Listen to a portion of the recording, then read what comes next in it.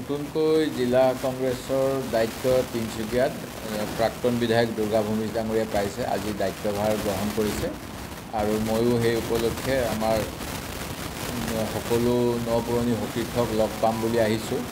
ইয়াৰ উপৰিও অহা 16 তাৰিখে আমাৰ নেতা ৰাহুল গান্ধী ডাঙৰীয়া আৰু নিখিল ভাৰত কংগ্ৰেছ কমিটিৰ সভাপতি মল্লিকাৰ্জুন খৰ্গে ডাঙৰীয়া গুৱাহাটীলৈ আহিব। নিৰ্বাচনী বছৰ এইটো, সেই গতিকে তেখেতসকলে নিৰ্বাচন সম্পৰ্কীয় আমাৰ দলে কৰিবলগীয়া কিছু কথাও ক'ব।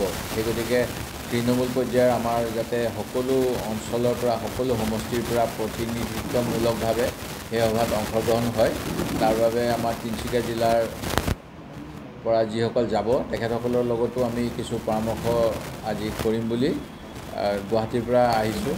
মোৰ লগত আমাৰ সংখ্যালঘু বিভাগৰ চেয়াৰমেন ছালমান খানো আহিছে আৰু অন্যান্য নেতাসকলো আছে। আমি এতিয়া আলোচনা কৰিম আৰু বিজেপি চৰকাৰখনৰ 10 বছৰ হ'ব এইবাৰ নিৰ্বাচনৰ সময়ত, কিন্তু তেওঁলোকে যেনেধৰণে গোটেই অসমতে এটা সন্ত্ৰাসৰ ৰাজনীতি কৰিছে, ভয় ভাবুকিৰ ৰাজনীতি কৰিছে, আমাক ভাল দিন আনিম বুলি কৈ আটাইতকৈ বেয়া দিনৰ দিশলৈ অসমীয়া জাতিটোক লৈ গৈছে।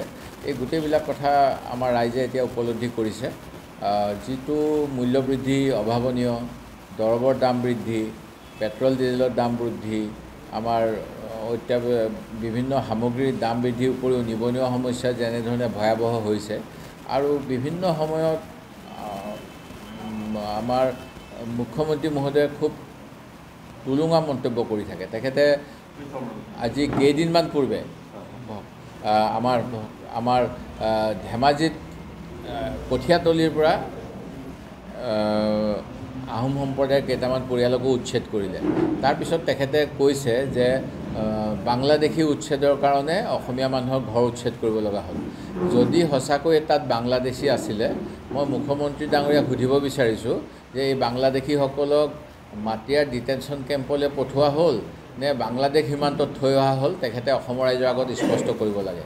কিন্তু অকল উচ্ছেদৰ ৰাজনীতি কৰি আনকি চাহ বাগানৰ মানুহকো তেওঁলোকে অশান্তি কৰি আছে আৰু বিভিন্ন অঞ্চলত যি উচ্ছেদ কৰি আছে, এই উচ্ছেদ কিন্তু জনজাতিসকলক উচ্ছেদ কৰিছে। ডিমা হাছাওত, কাৰ্বি আংলঙত একমাত্ৰ আদানী আৰু আম্বানীক যাতে অসমৰ মাটিখিনি গতাই দিব পাৰে, মাটিৰ তলত যি সোণ সম্পদ আছে এইখিনি গতাই দিব পাৰে।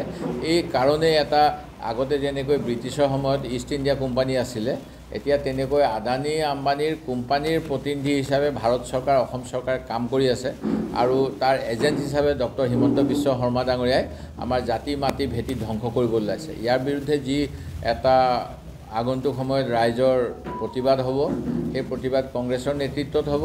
সেইকাৰণে আমি তৃণমূল পৰ্যায়ৰ পৰা আগন্তুক সময়ত কৰিব লগা কামখিনি কি হ'ব, এই গোটেইবিলাক আগন্তুক 8 মাহত আমি কাৰ্যসূচী ল'ম আৰু আমাৰ গোটেই নিৰ্বাচনী প্ৰক্ৰিয়াটো আমি আশা কৰিছোঁ অহা 16 জুলাই তাৰিখে আমাৰ কেন্দ্ৰীয় নেতাসকলে গুৱাহাটীৰ পৰা আৰম্ভ কৰিব আৰু তাত যিটো মেছেজ আহিব, সেই মেছেজ আমি তৃণমূল পৰ্যায়লৈকে লৈ যাম।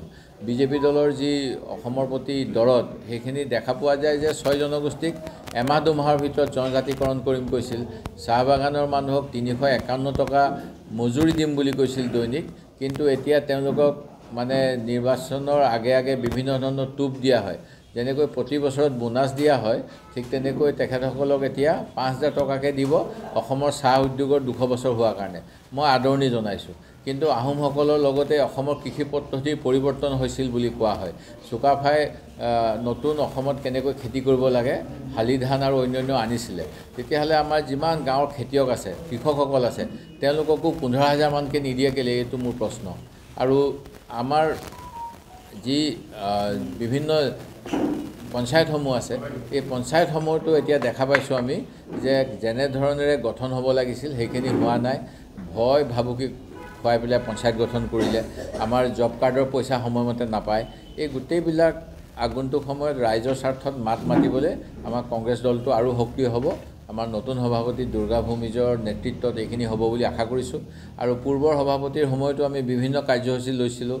আমি ধুবুৰীৰ পৰা শদিয়া কাৰ্যসূচী হৈছিল, বাগানে বাগানে কংগ্ৰেছ কাৰ্যসূচী হৈছিল এই গোটেইবিলাক যোৱা সময়ছোৱাত আমাৰ তৃণমূল পৰ্যায়ত যিসকল নেতা কৰ্মী আছে তেখেতসকলে খুব সফলভাৱে ৰূপায়ণ কৰিলে সেইকাৰণে মই দুৰ্গা ভূমিজৰ পূৰ্বৰ সভাপতি আৰু তেখেতৰ কমিটিখনকো ধন্যবাদ জনাইছোঁ যিকোনো খবৰৰ বাবে যোগাযোগ কৰক 7099017330 লগতে 7099017110 নম্বৰত